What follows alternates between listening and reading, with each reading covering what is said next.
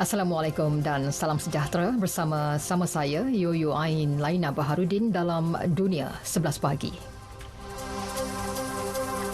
Lebih banyak pandemik akan berlaku pada masa hadapan jika manusia tidak melakukan sesuatu untuk memelihara alam sekitar. Amaran itu dikeluarkan panel Biodiversiti Pertubuhan Bangsa Bersatu. Pengerusi panel dikenali sebagai IPBES, Peter Daszak berkata terdapat 850,000 virus menyerupai COVID-19 yang wujud dalam haiwan dan boleh menjangkiti manusia. Menurutnya, COVID-19 merupakan pandemik ke-6 sejak penularan influenza pada 1918 yang semuanya berpunca daripada aktiviti manusia. Pelaksanaan perintah berkurung di seluruh Eropah perlu menjadi pilihan terakhir dalam usaha membendung penularan wabak COVID-19.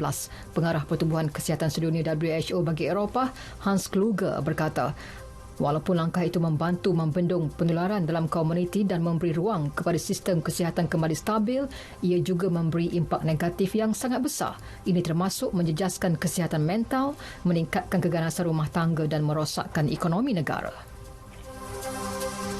Senada dengan WHO, Rusia tiada rancangan untuk melaksanakan perintah berkurung yang baharu. Ini meskipun kes jangkitan menunjukkan peningkatan mendadak dengan beberapa wilayah berdepan penularan pandemik COVID-19 yang kritikal. Presiden Vladimir Putin berkata pihaknya tahu bagaimana untuk bertindak. Terdahulu, kerajaan mengumumkan pakej bantuan bernilai $138.6 juta kepada wilayah yang terjejas teruk akibat penularan wabak itu. Sementara itu, Parlimen Sepanyol meluluskan pelanjutan perintah darurat selama 6 bulan. Pengisytiharan darurat selama 15 hari yang diumumkan pada Ahad lepas kini akan berkuat kuasa hingga 9 Mei tahun depan. Bawah perintah darurat, pihak berkuasa kesihatan di 17 wilayah boleh melaksanakan langkah memperketat kawalan pergerakan termasuk perintah berkurung pada waktu malam dan menutup sempadan. Amerika Syarikat merekodkan lebih 90,000 kes baharu COVID-19. Ini merupakan kes harian tertinggi dicatatkan dalam tempoh 24 jam. Menurut data Universiti Johns Hopkins, sebanyak 91,295 kes dilaporkan. Secara keseluruhan, Amerika Syarikat mencatatkan 8.94 juta kes. Sementara itu, dos pertama vaksin COVID-19 kepada individu paling memerlukan di Amerika Syarikat dijangka akan dikeluarkan pada penghujung Disember atau awal Januari depan. Perkara itu dinyatakan pengarah Institut Nasional bagi Penyakit Berjangkit dan Alahan, Dr. Anthony Fauci. Menurutnya, keputusan ujian vaksin oleh syarikat Moderna Inc. dan Pfizer Inc. bakal diketahui dalam tempoh beberapa minggu lagi.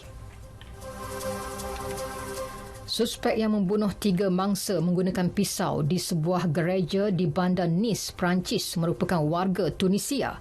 Menurut sumber keselamatan, dia dikenali sebagai Brahim Al-Sassoua, berumur 21 tahun. Suspek tiba di Perancis pada awal bulan ini. Sebelum itu, dia dikuarantin di Pulau Lampedusa, Itali.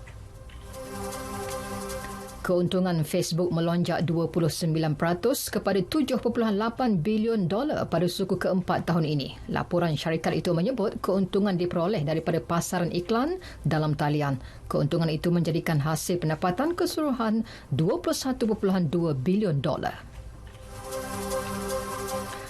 Beralih ke sukan, bola sepak Liga Eropah. 2 wakil England, Arsenal dan Tottenham mengalami nasib berbeza dalam perlawanan peringkat kumpulan. Arsenal menang 3-0 terhadap Dundalk FC dari Ireland di laman sendiri. The Gunners kini menerajui kumpulan B dengan mengumpul 6 mata daripada 2 perlawanan. Manakala Spurs tewas 0-1 kepada wakil Belgian Antwerp di tempat lawan dalam kumpulan G.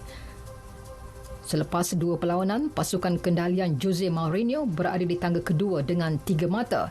Keputusan lain, perlawanan awal pagi tadi waktu Malaysia, Leicester City juga dari England mengalahkan AEK Athens dari Greece 2-1 dalam kumpulan G. Dalam perlawanan kumpulan H, wakil Itali AC Milan menang 3-0 terhadap Sparta Prague dari Republik Czech.